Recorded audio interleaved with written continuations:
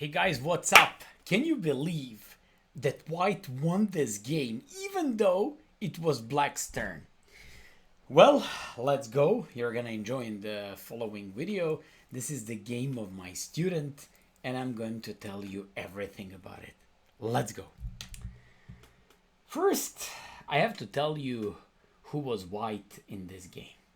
It's my student, Nikola Stojcin, Serbian guy who lives in United States for more than 3 decades, and he's a great person. I like him so much, and what I especially like about him is the fact that he never gives up. He's 57 years old and he constantly keeps on improving himself and on improving his chess. And a few years ago he was regularly between 18 and 1900. He's now, I don't know, waving from 2000 to 2150, so it's nice, and I really like his style. And why did I choose to show you this game? It's very funny. I really enjoyed it a lot, and believe it or not, he won this with white pieces. It's black's turn and black is going to take the queen. Okay, but let's see how did it appear on the board, and then when we reach this position, why did I like this game so much and what's so special about the knights in chess. Let's go. So after e4, his opponent is some guy, Pablo Pedraza, 2070 on chess.com. e4, c5, knight f3, knight c6. Nikola went for the main line. Pedraza went for the Kalashnikov AK-47. After e5, knight b5, d6. You know that Labordone variation goes with a6, but this guy went for that d6 line. Kalashnikov AK-47 is one of the most annoying lines by black, and it's absolutely not easy to play with white pieces against this one. Nikola went for the most classic approach with c4, which is absolutely the best and the most solid approach by white. You just take the center, take control of the d5 square, a6, knight 5 to c3, knight f6. Here we analyzed this game and we discussed, and I just told him to improve this. He went for the bishop g5.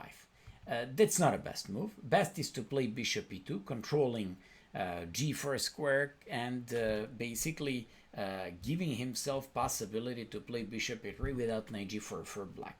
After bishop e7, castles, bishop e3, you should develop your pieces like this. This is ideal setup. And now jump with the knight on d5. That's why you need the knight on d2 to keep controlling e4 once you jump on d5, and white should be better. So take this funny video as, as usual, as educational one, because I just showed you how should you treat Kalashnikov with white.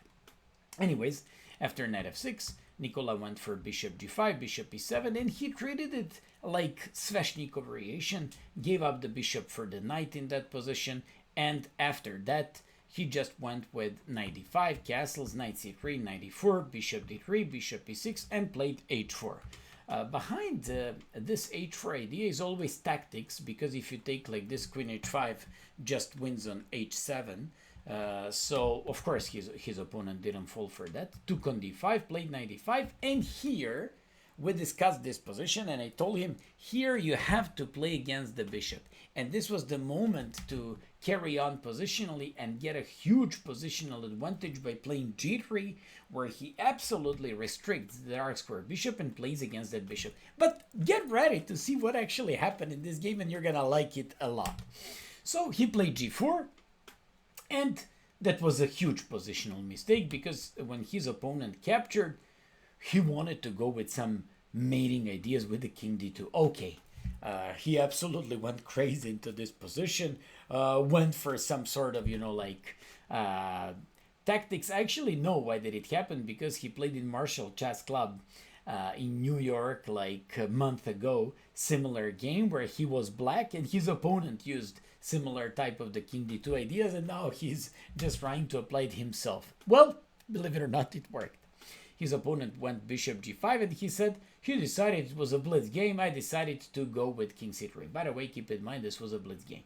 His opponent went queen a5. It's almost made it.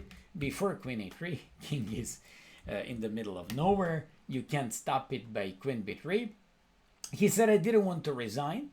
And I believe, apart from this funny part of the video where you just learn like, okay, well, not learn, I mean, where you just check a funny part of the video and you're going to see what happened in the game.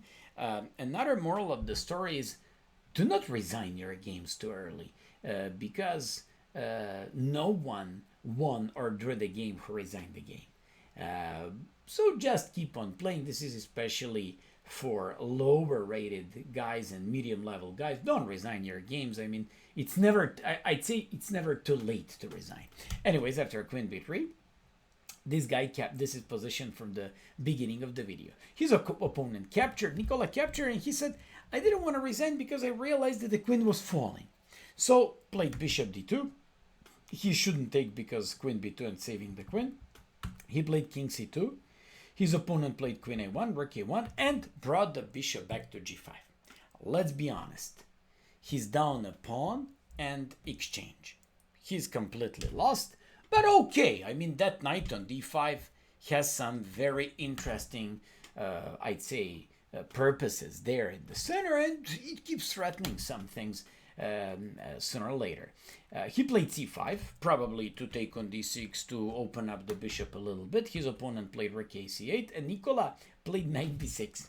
What I like about knight b6 is now you're threatening to take that rook, but at the same time, your opponent just wants to, you know, like go after the c5 pawn. And his opponent reacted in the best possible fashion. He said, hey, man, I don't care. I'm just going to take another pawn and I'll be up 2 pawns, even though it's the opposite color bishop. This should be technically winning. And here he was under severe, I would say, psychological pressure. Should he take and play like a kind of boring game to try to save it and eventually lose, or to mess the things up? And now you're about to see the magic of the knight. So he plays knight e7. By the way, believe it or not, this knight ended the game. And actually, thanks to the knight, white won this game. Now you're wondering, what the hell? How come? So after c takes, bishop c4, this is one of those moments. Never relax too early when you're stronger. Black was winning. Black was so stronger. He could have played b5 and finish him off immediately. No, he didn't do it. He played rook to c4. Nicola captured and played rook to e8. Now we're gonna check something very funny, but once again, I named this video Magic Knight, never resign, never give up, and of course, always believe in miracles. So after knight c5, rook c8, knight b7, rook c4, I'm going with this part of the game a little bit faster. You still say, how did he win this one? After knight d6, f6, rook a8, this one, knight here. He's still looking and trying for some tactics. His opponent goes for the last pawn, and believe it or not, his opponent is up 5 pawns. And now, this is exactly the point of the video and the funny part of the video. But at the same time, it shows like, when you play your games, you gotta have your own beliefs. Here, it should be like, I still wanna come up with something. And do you know what you have to do in this type of positions? You have to imagine something. What would you like to succeed? Even though it's not enough, it's just good to have an idea what to do. What are you actually looking for? If you're just maneuvering, playing, or just shuffling your pieces all over the board, it's not gonna be helpful. So here, Nicola went with knight e6. He said, Maya, here I was looking for something. I knew what I tried to achieve. Doesn't matter. I know that I'm lost, but let's just try it out. Of course, that don't even try to pretend to be so smart. Black can play like lots of moves, h5, f5, and to win the game. But he absolutely doesn't believe in that. And by the way, he's 2100 on chess.com. So he believes it's fine. Let me just save the pawn. greediness, one of the worst scenes. So he wants to keep the pawn on b4. What the hell? Why do you need the pawn on b4, man? So after like king c4, b3, Nicola plays king d5.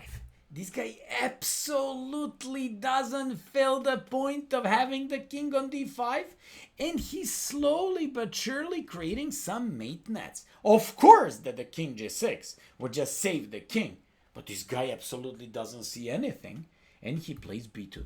Nicola comes up with knight f8 check, king g8, and plays king e6.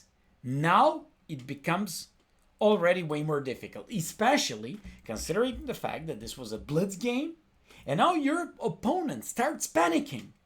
He still doesn't see the point, and in this position, he goes with bishop to b4. I really have to tell you one thing about this one.